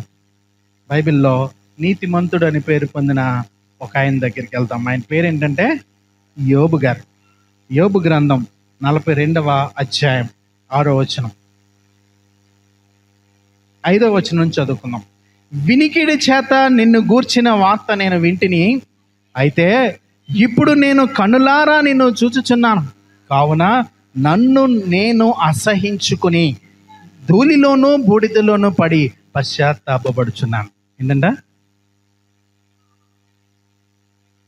నువ్వు నాతో మాట్లాడిన తర్వాత, నేను నిన్ను చూచిన తర్వాత, అంటే నీ వాక్యం నన్ను దర్శించిన తర్వాత, నా చెవులతో విన్న తర్వాత నాకు నేను ఎలా కనబడుతున్నానంటే అసహ్యంగా కనబడుతున్నాను.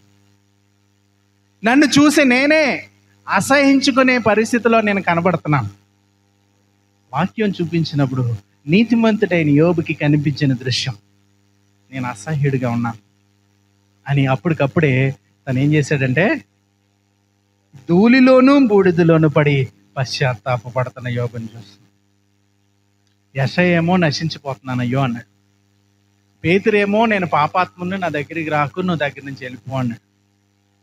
యోబు ఏమో నన్ను నేను అసహించుకుంటున్నాను అంటూ దేవుని దగ్గర ధూళిలోను బూడిదలోను పడి పశ్చాత్తాపడుతున్నాడు. ఎప్పుడు అంటే ప్రభు వాక్కు వారిని దర్శించినప్పుడు, వారికి వినపడినప్పుడు, వారు దేవుని యొక్క వాక్యం అనే అర్థంలో తమను తాము చూసుకున్నప్పుడు ఈ ముగ్గురు వ్యక్తుల యొక్క జీవితాల్లో వారికి కనిపించింది అది.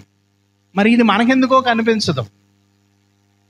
ఇది మనకి కనిపించట్లేదంటే దానికి అర్థం ఏంటంటే అసలు ఆ వాక్యం దగ్గర మనం నిలబడట్లేదు. కొన్ని సంఘాల్లో అయితే వాచ్ ఇలా చూపిస్తారు వెనకాల నిలబడి, ముగించేయండి చాలని. మన దగ్గర పైకి చెప్పరు కానీ వీళ్ళ ద్వారా చెప్పిస్తూ ఉంటారు. వాక్యం వినటానికి నొప్పిగా ఉంటుంది, ఎందుకంటే వాక్యము బాకులాగా దిగుతూ ఉంటుంది. వాక్యము మన ముఖాన్ని మనకు చూపించేస్తూ ఉంటుంది. మన అసహ్యమైన ముఖం, మన నశించిపోతున్న ముఖం, మన పాపాత్ముడిగా ఉండే మన ముఖం మనకి కనబడే కొద్దీ చూడబుద్ధి అవుతుంది మనకి. అందుకని వాక్యము 20 నిమిషాలే 30 నిమిషాలే, అంతకు మించి చెప్పడానికి వీల్లేదు. మనం కుటుంబాల్లో ప్రార్థనలు పెట్టుకుంటాం. పెళ్లి కూతురుని చేసినప్పుడు, పెళ్లి కొడుకుని చేసినప్పుడు, కృతజ్ఞత కూడికలని ఏ ప్రార్థన పెట్టుకున్నా అందులో వాక్యానికి మాత్రం కొంచెం అవకాశం కూడా ఇవ్వట్లేదు. ఫోటోలకి ఇచ్చిన అవకాశం, ఫోటోలు తీసుకోవడానికి ఇచ్చే అవకాశం, అక్కడ డెకరేషన్స్ని, అక్కడ ఆహార పదార్థాలకు ఇచ్చే ప్రాముఖ్యతలో ఒకంతు కూడా. ఇంకా సిగ్గుకరమైన విషయం ఏంటంటే ఇవ్వకూడని వాటికి అధిక ప్రాధాన్యతలు ఇచ్చుకుంటున్నారు. రికార్డింగ్ డ్యాన్స్లు పెడుతున్నారు, డ్యాన్స్ బేబీ డ్యాన్స్లు పెడుతున్నారు, సినిమా పాటలు అక్కడ ప్రదర్శిస్తూ ఉన్నారు, దానికి డ్యాన్సులు వేస్తున్నారు, గంతులు వేస్తున్నారు. మళ్ళీ చేసుకునేదేమో ప్రార్థనా కూటం, చేసుకునేదేమో దేవుని సన్నిధిలో పరిశుద్ధ వివాహం అని పేరు. మన క్రియలను బట్టి అదే పరిశుద్ధమో కాదో ప్రజలకి కనబడుతుంది. ఈరోజు ఆలోచన చేయాలి. దేవుని యొక్క వాక్యము అద్దము వంటిది. ఈ అద్దంలో ఏం కనపడుతుంది అంటే నీ నిజ రూపం కనపడుతుంది. అందుకే చాలామంది వాక్యానికి సమయం ఎవరు, వాక్యాన్ని చదువుకోరు, వాక్యాన్ని వారు గ్రహించడానికి ఇష్టపడరు. ఎందుకంటే వారిని వారు సరి చేసుకోవటం వారికి ఇష్టం లేదు కాబట్టి. ఈరోజు దేవుని సన్నిధిలో ఈ మాటలు మనం ధ్యానం చేసేటప్పుడు దేవుని యొక్క వాక్యం అర్థంగా ఉండి మనల్ని సరిచేసే అవకాశాలు మనకి ఇచ్చినప్పుడు మనం ఏం చేయాలి? సరి చేసుకోవాలి. మీరు ఎప్పుడైనా డాక్టర్ గారి దగ్గరికి వెళ్ళారా? డాక్టర్ గారి దగ్గరికి వెళ్ళే పరిస్థితి రాకపోతే మంచిది. ఒకవేళ డాక్టర్ గారి దగ్గరికి వెళ్ళినప్పుడు ఏం చేయాలంటే మనం ఒక 500 400 పెట్టి చీటీ కట్ చేయించుకోవాలి. చీటీ చూడడానికి మన దగ్గర వారు కలెక్ట్ చేసే ఫీజు, కన్సల్టేషన్ ఫీజు. దానికోసం మనం డబ్బులు కట్టిన తర్వాత డాక్టర్ గారు మనం చూసే సమయానికి ఎంత టైం పడుతుందో తెలుసా? కొన్నిసార్లు 9 గంటలకు వెళ్తే ఆయన చూసే సమయానికి మన టైము 3 అవ్వచ్చు, 4 అవ్వచ్చు. వదిలేసి వెళ్తామా? వెళ్ళాం. ఆయన 3 గంటలకు వచ్చేలో వరకు నువ్వు భోజనం చేస్తావా అంటే కొన్నిసార్లు భోజనం కూడా చేయకుండా ఆయన కోసం ఎదురు చూస్తూ ఉంటాం. ఆయన వస్తాడు 3 గంటలకి, నీ పేరు వస్తుంది. ఆయన పాపం ఎక్కడికి వెళ్ళడు, ఆయన మన ముందున్న వారిని వరుస క్రమంలో చూస్తూ ఉంటాడు. ఆయనకి బహుశా భోజనం ఉందో లేదో తెలియదు. మన వంతు వచ్చేటప్పటికి లోపలికి వెళ్ళిన తర్వాత ఆయన నిన్ను పైన చూసి నీతో సరిగ్గా మాట్లాడకుండా 4 మాత్రలో 4 మెడిసిన్స్ రాసేసి పంపిస్తే నీకు తృప్తి కలుగుతుందా? పొద్దుట వచ్చాను, 3 గంటల దాకా ఉన్నాను, నా టైం వచ్చేసరికి డాక్టర్ గారు అలసిపోయి నన్ను సరిగ్గా చూడలేదు అనే భావనలో నీలో వచ్చిందంటే మళ్ళీ ఇంకోసారి ఎప్పుడు ఆ డాక్టర్ గారి దగ్గరికి వెళ్ళాం. దేవుని దయలో, దేవుని కృపలో డాక్టర్స్ సాధారణంగా అలాగే ఎవరు ఉండరు. డాక్టర్స్ ఎంతమందిని చూడాల్సి వచ్చినా ప్రతి వారికి కూడా వారి సమయాన్ని ఇస్తారు. డాక్టర్ అనేవాడు సమయం ఇవ్వాలి. మొదటగా మనం వెళ్ళినప్పుడు రండి కూర్చోండి అని మనకి మర్యాద చేయాలి. మనకి ప్రశ్నలు అడగాలి. నీ ప్రాబ్లం ఏంటి, ఎందుకు వచ్చావు, నీకు ఎలాంటి లక్షణాలు ఉన్నాయి, నీ వయసు ఏంటి, నీ కుటుంబంలో ఈ వ్యాధి నేపథ్యం ఏంటి, ఇలాంటి విషయాలు ఆయన కొన్ని అడిగిన తర్వాత మందులు రాసి పంపించాలి. లేదు ఇంకా ఏదన్నా అనుమానం నివృత్తి చేసుకోవాలనిపిస్తే ఆయన కొన్ని టెస్ట్లకి నిన్ను పంపించి ఆ టెస్ట్ రిపోర్ట్స్ వచ్చిన తర్వాత ఆ టెస్ట్ రిపోర్ట్స్ని బట్టి మళ్ళీ సాయంత్రం రిపోర్ట్స్ వచ్చిన తర్వాత కలవండి అని చెప్తే మనకు సంతోషం. ఆ రిపోర్ట్స్ వచ్చేసరికి సాయంత్రం 7 అవుతుంది, 8 అవుతుంది. మళ్ళీ 8 గంటలకి మళ్ళీ డాక్టర్ గారి దగ్గరికి వెళ్తాం, లేదంటే తర్వాత రోజు మళ్ళీ వెళ్తాం. ఆ రిపోర్ట్స్ చూపించి పర్వాలేదు అంతా బాగానే ఉందంటే హ్యాపీ. లేదు నువ్వు ఈ మెడిసిన్స్ వాడాలి, ఈ మెడిసిన్స్ వల్ల తగ్గకపోతే ఆపరేషన్ పడుతుంది అని చెప్తే కూడా ఓకే. డాక్టర్ గారు ఏం చెప్పినా చివరికి ఏం చెప్తారంటే సత్యం చెప్తాడు. నీకు జబ్బు తగ్గుతుందో లేదో వాస్తవం చెప్పేస్తాడు. మందులతో తగ్గుతుందా ఆపరేషన్తో తగ్గుతుందో చెప్తాడు. దానికోసం నువ్వేం చేయాలంటే ఒక రోజంతా డాక్టర్ గారి దగ్గర నీ టైం ఇవ్వాలి, నువ్వు ఎదురు చూడాలి. ఆయనకి నీ విషయం అంతా చెప్పుకోవాలి, ఆయన చెప్పిన విషయాలన్నీ నువ్వు గ్రహించాలి, టెస్ట్లకి సహకరించాలి. ఈరోజు నువ్వు ఎక్కడున్నావు తెలుసా? ఇది కూడా హాస్పిటలే. ఇక్కడ డాక్టర్ గారు ఎవరంటే ఎంబీబీఎస్ ఎండి ఎఫ్ఆర్సిఎస్ కాదు, ఈయన పరమ వైద్యుడు, సృష్టికర్త అయిన దేవుడు, నిన్ను నిర్మించినవాడు. ఈయన అన్ని స్పెషలైజేషన్స్లోనూ డాక్టరు. ఆయన నువ్వు రాగానే నిన్ను ఎక్స్రే తీసేస్తాడు, నువ్వు రాగానే నీకు సిటీ స్కాన్ తీసేస్తాడు, నువ్వు రాగానే నీకు ఎంఆర్ఐ తీసేస్తాడు. నీ బుద్ధి ఏంటో, నీ గుణం ఏంటో, నీ అంతరంగం ఏంటో, నీ ఆలోచన ఏంటో, నీ బ్రతికేంటో, నీకుండే అవలక్షణాలు ఏంటో, నువ్వు ఏ విషయంలో దేవునికి దూరంగా ఉన్నావో, ఏవి సరి చేసుకోవాలో ఆయన రెప్పపాటులో నీకు కనిపించేటట్టు చేస్తాడు. ఇక నువ్వు ఫీజు కట్టక్కర్లా.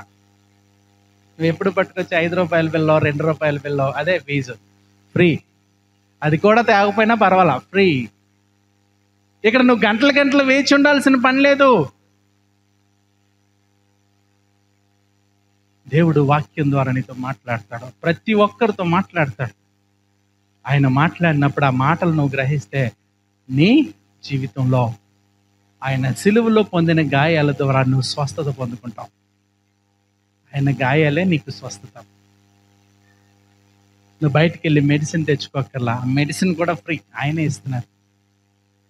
ఆలోచన చేయండి. ఆ పరమ వైద్యుడి దగ్గరికి వచ్చి నువ్వు ఏదన్నా దాస్తే దానికి ఏమన్నా ఉపకారం ఉందా? డాక్టర్ గారి దగ్గరికి వెళ్ళినప్పుడు మనం ఏది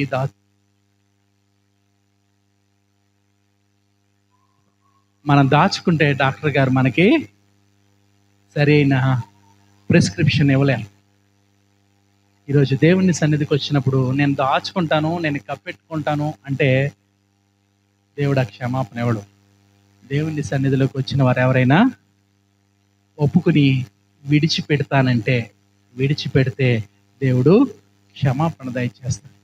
ఈరోజు వాక్యము అద్దము వంటిది. ఈ అద్దము లాంటి వాక్యం ద్వారా దేవుడు నీలో ఉండే పరిస్థితిని తెలియచేస్తాడు. నువ్వు ఎలా నశించిపోతున్నావో తెలియచేస్తాడు. నువ్వెంత అపవిత్రుడవో, నువ్వెంత పాపాత్ముడవో నీకు తెలియచేస్తాడు. ఆ పాపాన్ని ఒప్పుకుని విడిచిపెడతానంటే నిజంగా పశ్చాత్తాపడి మారు మనసు అనుభవంతో తండ్రి నువ్వు నన్ను రక్షించు అని నువ్వు అడిగితే ఆయన అమూల్యమైన రక్తంలో నిన్ను కడిగి ఆయన్ని ప్రభుగా నువ్వు అంగీకరించి ఆయన్ని నీ రాజుగా నువ్వు చేర్చుకుంటానంటే ఆయన నిన్ను ఏం చేస్తాడంటే రక్షించుకుంటాడు. రక్షణ అనే బహుమానాన్ని నీకు అనుగ్రహిస్తాడు. చాలామంది ఏం చేస్తారంటే దేవుని వాక్యం వింటే చాలు అనుకుంటారు. వింటే చాలు, విన్న వాక్యం ప్రకారంగా చెయ్యాలి, చేస్తేనే కార్యం చూస్తాం. చాలామంది ఏం చేస్తారంటే మేము చేయలేం కానీ చేసే వాళ్ళకి మేము సాయం చేస్తూ ఉంటాం. కొన్ని సంస్థలు ఉన్నాయి, మిషనరీ సంస్థలు, వెళ్ళు లేదా పంపు అని. వెళ్ళలేకపోతే మనం పంపించాలి. మరి వెళ్ళటం పంపడం ఒకటవుతుందా? అవదు, ఎప్పటికీ అవదు. మన పిల్లల్ని మనం పెంచుకోలేనప్పుడు కొన్నిసార్లు పనివారిని పెట్టి పిల్లల్ని పెంచామనుకోండి, పనివారి ద్వారా తల్లి ప్రేమ తండ్రి ప్రేమ వాళ్ళకి అందుతుందా? తల్లి తల్లే, పనివారు పనివారే. ఈరోజు దేవుని సన్నిధిలో మనం చేసే క్రియలు కూడా అలాంటివే. మనం మన చేతులతో చేసేదాన్ని వేరే వాళ్ళకి అప్పగించి చేసేదానికి చాలా వ్యత్యాసం ఉంది. చాలామంది ఏమనుకుంటారంటే ఎలాగైతే చేయించాం కదా అనుకుంటాం. వాడికి వీడికి పురమాయించి చేయించడంలో పని అవుతుంది, కానీ దాని సంపూర్ణమైన ఆశీర్వాదం నువ్వు పొందుకోలేవు. కొంచెమే పొందుకుంటాం, సంపూర్ణంగా పొందుకోలేవు. అందుకే నేను చాలాసార్లు ఇక్కడ భోజనాలు పెట్టే వాళ్ళని మీరు దగ్గరుండి వడ్డించుకోండి, మీరు దగ్గరుండి అన్నీ చూసుకోండి అని ఎందుకు చెప్తానంటే, వారు డబ్బులు ఇవ్వటం ద్వారా వచ్చే ఆశీర్వాదం కంటే వారి దగ్గరుండి చేసుకోవటం ద్వారా వచ్చే ఆశీర్వాదం ఎక్కువ. వింటే కాదు, చెయ్యాలి. చెప్పితే కాదు, చెయ్యాలి. ఈరోజు బైబిల్ లేఖనంలో చాలా విషయాలు చెప్పేవాళ్ళు ఎక్కువైపోయారు. తాగుబోతులుగా తిరుగుబోతులుగా ఉండేవారు కూడా చెప్పొచ్చే, కానీ వారు చేయరు. మనం కూడా కొన్ని విషయాలు మన పిల్లలకి చెప్తాం, చెయ్యం. చెప్పి చెయ్యని వాడిగా మిగిలిపోతే దానివల్ల నీకే విధమైన ఆశీర్వాదం లేదు. అదే వాక్యము అర్థము వంటిదంటే, ఆ వాక్యము నువ్వు విన్న తర్వాత దాని ప్రకారంగా నడుచుకోవాలి, దాని ప్రకారంగా నువ్వు ప్రవర్తించాలి. దాని గురించి మాట్లాడితే కాదు, దానికి బదులుగా నువ్వు ఏదో ప్రత్యామ్నాయం చేస్తానంటే కాదు. దాని కొరకు నువ్వేమి ఇవ్వాలంటే నీ సమయం ఇవ్వాలి, నీ అటెన్షన్ ఇవ్వాలి, నీ ఆరాధన దేవుని కొరకు నువ్వు ఇవ్వగలిగితే అప్పుడు మాత్రమే ఆ ఫోటో నీకు కనపడుతుంది. ఆ ఫోటో ఏంటంటే దేవుని యొక్క వాక్యంలో నువ్వేంటో నీకు అర్థమవుతుంది. దేవుని యొక్క వాక్యంలో నువ్వు ఎలా నశించిపోతున్నావో నీకు అర్థమవుతుంది. నువ్వెంత అపవిత్రుడవో నీకు అర్థమవుతుంది. నువ్వెంత పాపాత్ముడవో నీకు అర్థమవుతుంది. నువ్వు దేవునికి ఎంత దూరస్తుడిగా ఉన్నావో నీకు అర్థమవుతుంది. అప్పుడు మనల్ని సరి చేసుకోవడానికి అవకాశం ఉంది. నీ పాపాన్ని ఒప్పుకొని విడిచిపెట్టడానికి అవకాశం ఉంది. ఎలాగైతే డాక్టర్ దగ్గరికి వెళ్ళినప్పుడు ఆయన మనకి సమయం ఇస్తాడో, దేవాది దేవుడు కూడా ఈరోజు మనకి సమయం ఇచ్చాడు కాబట్టి నువ్వు ఈ మాటలు విన్నావు. దేవుని యొక్క మాటలు నువ్వు అప్లై చేసుకుంటే నీ జీవితానికి ఏమవుతుందంటే స్వస్థత వస్తుంది. నీ జీవితాన్ని సరి చేసుకునే అవకాశం వస్తుంది. నీలో ఉన్న అపవిత్రత, నీలో నశించిపోయే పరిస్థితుల నుంచి నిన్ను క్రీస్తు యొక్క అమూల్యమైన రక్తంతో ఆయన కడిగి నిన్ను పవిత్రుడిగా మార్చే పరిస్థితి వస్తుంది. అందుకనే యాకోబు పత్రికలో మొదటి అధ్యాయంలో 25వ వచనంలో యాకోబు అంటాడు కదా, అయితే స్వాతంత్రమునిచ్చు సంపూర్ణమైన నియమములో నేను తేరి చూచి నిలకడగా ఉండువాడెవడో వాడు విని మరచువాడు కాక క్రియను చేయువాడే తన క్రియలో ధన్యుడగును. ఈరోజు మనం ఏం చేయాలి? విని మరిచిపోయే వారంగా కాదు. ఇక్కడ నుంచి వెళ్ళిన తర్వాత ఈ విన్న మాటలు మన జీవితంలో పాటించాలి. మన జీవితంలో విన్న వాటిని క్రియారూపకంగా చేసి చూపించాలి. ఈ వాక్యం మనకి చేసే పని ఏంటంటే మనల్ని పరీక్షించి మనలో ఉన్నది ఉన్నట్టుగా మనకి తెలియచేస్తున్నప్పుడు సరి చేసుకోవాలి. రెండవ మాట మనం ఆలోచన చేస్తే, ఈ వాక్యము మనల్ని రీస్టోర్ చేస్తుంది. ఏ విధంగా అంటే నిర్గమకాండము 38వ అధ్యాయంలో 8వ వచనం, అతడు ప్రత్యక్షపు గుడారము ఎదుట ద్వారమున సేవింపవచ్చిన అద్దములతో ఇత్తడి గంగాలమును దాని ఇత్తడి పీటను చేశాను. ఏంటంట? సేవకురాండ్ర అద్దములతో ఏం చేశారంట? ఇత్తడి గంగాలాన్ని, ఇత్తడి పీటను చేశారు. ఈ ఇత్తడి గంగాలంలో ఏముంటుందంటే 30వ అధ్యాయంలో 17వ వచనం నుంచి చదువుకోవాలి మనం.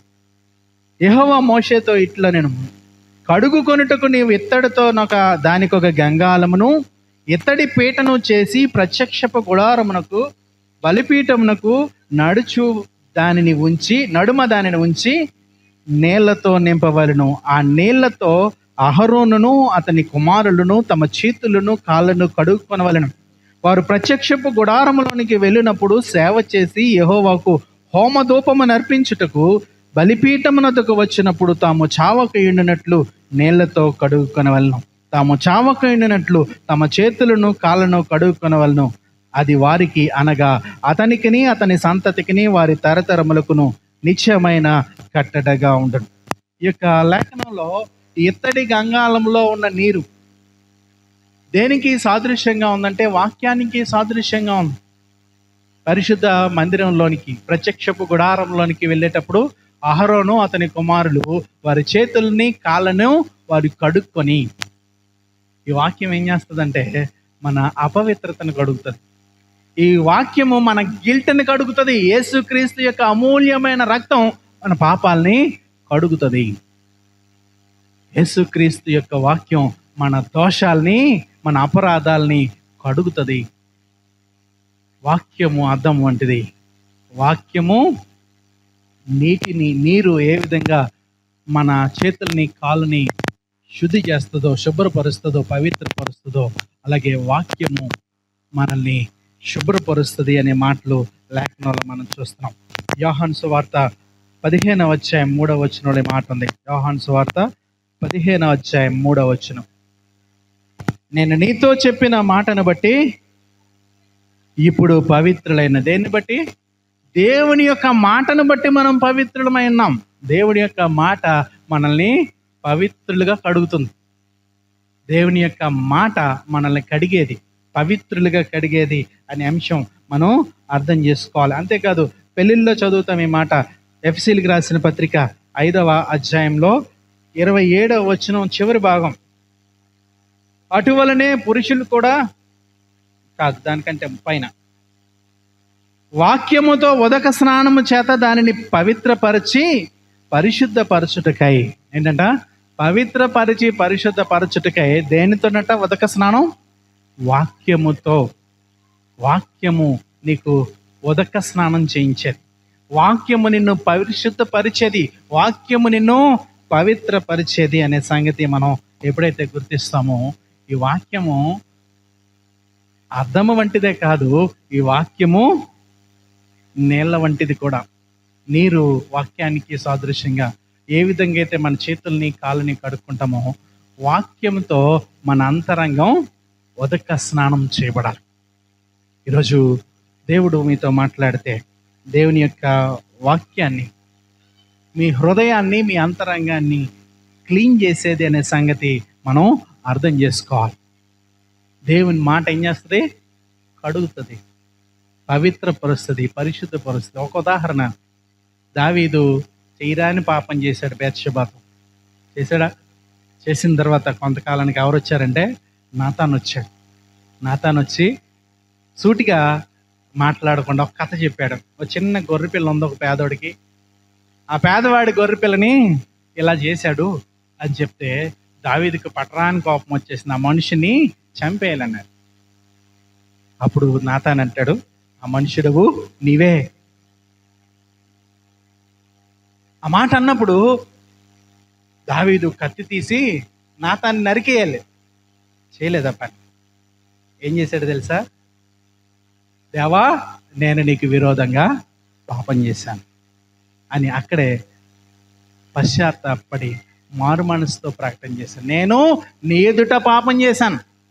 ఎప్పుడైతే దేవుని యొక్క వాక్కు వచ్చిందో, ఆ వాక్కు ఏం చేసిందంటే దావీదులో ఉన్న పాపాన్ని చూపించింది. ఆ పాపాన్ని చూసిన తర్వాత దావీదు దానికి కప్పుకోలే, వెంటనే ఒప్పేసుకుని నేను నీ ఎదుట పాపం చేశాను అనేసాడు. అక్కడే పశ్చాత్తాపడ్డాడు, అక్కడే దేవుని కృపని కోరుకున్నాడు. అప్పుడు ఏం జరిగిందో తెలుసా? నాతాను వెళ్ళిపోలా. నాతాను వెళ్ళిపోకుండా ఏదో మాట్లాడాడు. చూడండి అక్కడ 2వ సమూయేలు 2వ గ్రంథం 12వ అధ్యాయం 13వ వచనం, నేను పాపము చేసిందని దావీదు నాతానుతో అనగా, నాతాను, నీవు చావకుండునట్లు యెహోవా నీ పాపము పరిహరించెను. ఏంటట? ఎప్పుడైతే పాపాన్ని ఒప్పుకున్న దావీదు అక్కడ కనపడ్డాడో, దావీదుకి నాతాను వెంటనే ఒక గొప్ప వార్త చెప్పాడు. అదేంటంటే, నీ పాపాన్ని బట్టి, నువ్వు ఒప్పుకున్నావు బట్టి నువ్వు చావకుండానట్లు దేవుడు నీ పాపాన్ని పరిహరించాడు. ఆ పాపం వల్ల వచ్చిన శిక్ష అంతా అనుభవించాడు. కానీ దావీదుకి దేవుడు చూపించిన కనికరం ఏంటంటే, నాతాను చెప్పిన మాట ద్వారా నువ్వు చావకు ఎండునట్లు. నిజానికి అతను చేసిన పాపానికి శిక్ష ఏంటంటే దావీదు మాటల్లోనే చావాలి. కానీ నాతాను పాపాన్ని చూపించడంతో పాటుగా వెంటనే క్షమాపణ సందేశాన్ని కూడా తీసుకొచ్చాడు. నువ్వు ఒప్పుకుని విడిచిపెడుతున్నావు కాబట్టి నీ పాపాన్ని పరిహరించాడు, నువ్వు చావక ఎండినట్లు దేవుడు నీకు కృప చూపించాడు అని చెప్తున్నాడు. ఆలోచన చేయండి. ఆ తర్వాత దావీదు వెళ్ళాడు, బహుశా మందిరానికి వెళ్ళి ఉంటాడు, కాళ్ళు కడుక్కుని ఉంటాడు, చేతులు కడుక్కుని ఉంటాడు, దేవుని సన్నిధిలో తన హృదయాన్ని కొమ్మరించుంటాడు. మన లేఖనాలు చదివితే మనం ఇవన్నీ అర్థం చేసుకుంటాం. వాక్యము మన పాపాన్ని చూపిస్తుంది. చాలామందికి వాక్యం చదవరు, దేవుని సన్నిధిలో వాక్యాన్ని వినరు, ఒకవేళ వచ్చినా అటు ఇటు దిక్కులు చూస్తూ ఉంటారు. కారణం ఏంటంటే వాక్యంలో వారి నిజరూపం కనపడతా ఉంటుంది. ఈరోజు ఈ వాక్యం నా గురించే చెప్తున్నాడని ఎక్కడున్న అనేకులుగా అనిపించవచ్చు. అవును, నీ గురించే. అంతేగాని చాలామంది ఏమనుకుంటారంటే ఇది ఆడు గురించి చెప్తున్నారు, ఇది ఈమె గురించి చెప్తున్నారు అనుకుంటే నీకు ఉపయోగం లేదు. ఈ మాటలు దేవుడు నీతోనే మాట్లాడుతున్నాడు. ఈ వాక్యం అర్థం నీ ముఖమే కనబడుతుంది. ఎవరు వింటే వారి ముఖమే దాంట్లో కనబడుతుంది. నీ పాపమే దాంట్లో కనబడుతుంది, నీ నాశనమే దాంట్లో కనబడుతుంది. నువ్వు ఒప్పుకున్నావా, విడిచిపెట్టావా, దేవుడు ఏం చేస్తాడంటే నిన్ను పాపాన్ని పరిహరించడానికి, నువ్వు చావక ఉండునట్లు ఆయన కృప చూపించినట్లుగా మనం లేఖనంలో మనం చూసాం. ఏమో దేవుడు ఆ కృప నీ ఎడల కూడా చూపించే అవకాశం ఉంది. ఇప్పటికైనా మనం బుద్ధి తెచ్చుకోవాలి. ఇప్పటికైనా మనం అసహ్యంగా ఉన్న మనల్ని మనం ఒకసారి చూసుకుని మంచిగా సర్దుపడాలి, మంచిగా రెడీ అవ్వాలి. మనలో ఉన్న పాపాన్ని విడిచిపెట్టాలి, మనలో ఉండే దుర్మార్గతని విడిచిపెట్టాలి. విడిచిపెట్టడానికి ఏం సహాయం చేస్తుందంటే వాక్యము అని అర్థం. వాక్యము అనే నీరు. అంతేకాదు ఈ వాక్యము మనకేం చేస్తుంది అనేది కొరింథీయులకు రాసిన 2వ పత్రికలో ఇంకొంచెం వివరంగా ఉంది. కొరింథీయులకు రాసిన 2వ పత్రిక 3వ అధ్యాయం 18వ వచనం. మనమందరమును ముసుగులేని ముఖముతో ప్రభు యొక్క మహిమను అద్దము వలె ప్రతిఫలింప చేయొచ్చు. ఏంటంట, ఇప్పటి వరకు వాక్యం అద్దం, ఇప్పుడు వాక్యం అనే అర్థంలో నిన్ను నువ్వు దుద్దుకుంటే నువ్వేమవుతావు తెలుసా? నువ్వు కూడా ముసుగులేని ముఖంతో నువ్వు కూడా అర్థంగా మాట్లాడు. నిన్ను చూసిన వాళ్ళల్లా వారి బ్రతుకులు సరి చేసుకుంటారు. నీ కుటుంబాన్ని చూసిన వాళ్ళు వాళ్ళ కుటుంబాలని సరి చేసుకుంటారు. నీ జీవితాల్లోకి తొంగి చూసిన వాళ్ళు వారి జీవితాల్ని సరి చేసుకునే అర్థంలో నువ్వు మారుతావు. అందుకనే పౌలు అంటాడు, నన్ను పోలి నడుచుకోండి. నేను క్రీస్తుని పోలి నడుచుకుంటున్నాను, నాలో ఉన్న రూపం క్రీస్తు రూపమే. ఈరోజు ఇక్కడ ఉన్న మనం అందరం ఏమని పిలువబడుతున్నాం అంటే క్రైస్తవులు అని. క్రైస్తవులు అంటే మనలో ఎవరి రూపం ఉండాలి? క్రీస్తు రూపం ఉండాలి. మనలో కొంతమంది మందు కొట్టుకెళ్తారు క్రీస్తు రూపాన్ని కలిగి. ఏమనుకుంటారో తెలుసా? కొంతమంది వెళ్ళరు, కానీ లోకుగా ఉన్న కొంతమందిని పంపించి తెప్పించుకుని వారు అలాంటి పనులు చేస్తూ ఉంటారు. ఎవడరా లోకు అంటే ఎవడో చిన్నపిల్లవాడు, ఎవడో పేదవాడు లోకువా, వాడిని పంపుతా, తెచ్చిపెట్టు, నాకు చిన్న కాయ పట్టరా పెద్ద కాయ పట్టరా అని రాసి మరీ పంపుతూ ఉంటారు. నువ్వు ఎవరు చూడకుండా తెచ్చుకున్నా అది పాపమే, అందరి ఎదుట వెళ్ళినా పాపమే. నువ్వెవరిని పంపినా క్రీస్తు రూపం కలిగిన వాడిని అక్కడికి పంపుతావు. వాళ్ళు చూసిన వాళ్ళు ఏమనుకుంటారంటే వీళ్ళందరూ మనతో పాటు సమానమే అనుకుంటారు.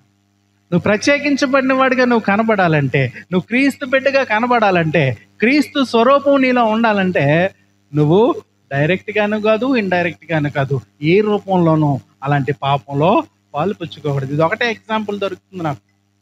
ఇంకా చాలా పాపాలు ఉన్నాయి మనం డైరెక్ట్గా చెయ్యం, ఇండైరెక్ట్గా చేస్తూ ఉంటాం. కొన్నిసార్లు ఉండాల్సిన విధానంలో ఉండక దేవునికి మచ్చ తెచ్చే విధంగా, దేవుని నామానికి అగౌరవం తెచ్చే విధంగా మన జీవితాల్లో ప్రవర్తిస్తూ ఉంటాం. ఇక్కడ ఆదివారం రోజున ఎవరైనా బూతులు ఆడతారా? ఇక్కడ ఆడరు, కానీ ఇక్కడ నుంచి బయటికి వెళ్ళిన తర్వాత రేపు సోమవారం నుంచి శనివారం వరకు చాలామంది వారి పనుల్లో బూతులు ఆడతారు, వారి సహవాసాల్లో బూతులు ఆడతారు. బూతులు ఆడటం ఆదివారం దేవుని సన్నిధిలో తప్పైతే ఆదివారం సన్నిధికి బయట కూడా తప్పే, నీ స్నేహితుల దగ్గర కూడా తప్పే. నువ్వు ఇక్కడ ఎలా ఉంటున్నావో బయట కూడా అలా ఉండవు. ఇక్కడ ఎలా మాట్లాడుతున్నావో బయట కూడా అలా మాట్లాడాలి. ఒకవేళ నువ్వు ఇక్కడ వేరుగా బయట వేరుగా ఉన్నావంటే నువ్వు బయట వేషధారిగా ఉంటున్నావు, లేదంటే ఇక్కడ వేషధారిగా ఉంటున్నావు అనే సంగతి గుర్తుపెట్టుకో. దేవుని యొక్క వాక్యం అద్దం వంటిది. అది నేనేం చేస్తుందంటే నీ తప్పుని చూపిస్తుంది, నీ పాపాన్ని చూపిస్తుంది, నిన్ను నువ్వు కడుక్కునేటట్టుగా, నీ అపవిత్రతని తొలగించుకునేటట్లుగా, నీ పాపాన్ని యేసుక్రీస్తు యొక్క అమూల్యమైన రక్తంలో కడుక్కునేటట్టుగా నిన్ను ప్రోత్సహిస్తుంది. అక్కడ సరిపోద్దా? క్షమాపణ దొరికిందా? చాలామంది చేసే పని ఏంటంటే దేవుని మందిరానికి వస్తే పరిశుద్ధులం అయిపోయాం అనుకుంటాం. దేవుని మందిరానికి వస్తే పరిశుద్ధులం అవ్వం. దేవుని మందిరంలోకి వచ్చిన తర్వాత ఈ మాటలు మన జీవితాలకి అన్వయించుకుని మన బ్రతుకుల్లో అప్లై చేసుకుంటే పరిశుద్ధులం అవుతాం. వచ్చి వెళ్ళిపోయినంత మాత్రాన అటెండెన్స్ మాత్రమే పడుతుంది. చాలామంది వచ్చిన తర్వాత వాక్యాన్ని విని పశ్చాత్తాపడి పాపాన్ని ఒప్పుకొని మేము క్షమాపణ పొందామంటారు, బాప్తిస్మం తీసుకుంటారు. మాకు క్షమాపణ వచ్చేసింది కాబట్టి చాలు, మేము ఇక సాధించేసాం అనుకుంటారు. క్షమాపణ పొందటం సాధించటం కాదు, అది రెండవ మెట్టు. మూడో మెట్టు ఏంటంటే ఆ అర్థంగా నువ్వే మారాలి. ఇది కొరింథీయులకు రాసిన పత్రికలో మనం ఇప్పుడు చదువుకున్నాం. నువ్వే అర్థంగా మారాలి, నువ్వే వాక్యాన్ని ప్రకటించే సాధనంగా మారాలి. నిన్ను చూసిన వారందరూ క్రీస్తుని చూడాలి. అది ఎప్పుడు అవుతుందంటే ట్రాన్స్ఫర్మేషన్, క్రీస్తు యొక్క సారూప్యతలోనికి నువ్వు మారిపోవాలి. ఉదాహరణగా మనం చాలాసార్లు చెప్పుకుంటాం ఈ మాట. గొంగలి పురుగు గూడు కట్టుకుని కొన్ని దినాల తర్వాత గూడులోంచి బయటికి ఎలా వస్తుందంటే సీతాకోక చిలుకలాగా బయటకు వస్తుంది. మెటమార్ఫిస్ అనే ప్రక్రియ. ఈ క్రైస్తవుడి జీవితంలో కూడా యేసుక్రీస్తు దగ్గర ఆయన వాక్యంలో తను తాను చూసుకుని తన అపవిత్రతని కడుక్కుని పాపాన్ని కడుక్కుంటే ఏం చేస్తాడంటే రూపాంతర అనుభవంలోనికి వెళ్తాడు. రూపాంతర అనుభవం అంటే లోపల నుంచి వెలుగు బయటికి వస్తుంది. పాత నిబంధనకి కొత్త నిబంధనకి ఉన్న వ్యత్యాసం అది. పాత నిబంధనలో వెలుగు అంతరించిపోయే వెలుగు, ఇది కొరింథీయులకు రాసిన పత్రికలో చెప్తాడు. కానీ నూతన నిబంధనలో దేవుని కృప, ఈ వెలుగు రోజు రోజుకి పెరుగుతుండే వెలుగు. పాత నిబంధనలో వెలుగు తగ్గిపోతుందని అది ఎవరికి కనబడకుండా ఉండాలని మోషే ముఖం మీద ముసుగేసుకున్నాడు. కానీ నూతన నిబంధనలో దేవుని యొక్క కృప ఏం చేస్తుందంటే మన అంతరంగాన్ని వెలిగించి లోపలి వెలుగు మన శరీరం ద్వారా బయటికి ప్రకాశమానంగా కనబడుతుంది. ఇది బయట నుంచి వచ్చిన వెలుగు కాదు, ఇది లోపల ఉన్న వెలుగు బయటికి రేడియన్స్ లాగా బయటకు వస్తుంది. ఈరోజు ఎవరైతే క్రీస్తుని వారి జీవితంలో రక్షకుడిగా కలిగి ఉంటారో వారి మాటల ద్వారా ప్రభు మాటలు బయటకు వస్తాయి. వారి జీవితం ద్వారా ప్రభు యొక్క సువార్త బయటకు వస్తుంది. ఈరోజు దేవుని సన్నిధిలో ఈ 3 విషయాలు మీరు జ్ఞాపకం చేసుకుంటే ఇంకా చాలా విషయాలు ఉన్నాయి. ఇంకా చాలా విషయాలు ఇంకా ప్రస్తావించడానికి కూడా సమయం లేదు. ఇప్పటికే కాళ్ళు కదులుతూ ఉన్నాయి, అటు ఇటు మెదులుతూ ఉన్నారు కొంతమంది. ఎందుకంటే దేవుని యొక్క వాక్యము అద్దంలాగా కనిపించేటప్పుడు మనం సిద్ధంగా లేకపోతే అద్దం ముందు ఉండడానికి ఇష్టం అవుతుంది. ఎవడన్నా పాచిముఖం వేసుకుని దేవుని మందిరంలో దేవుని సన్నిధిలో అద్దం దగ్గర నిలబడతాడా?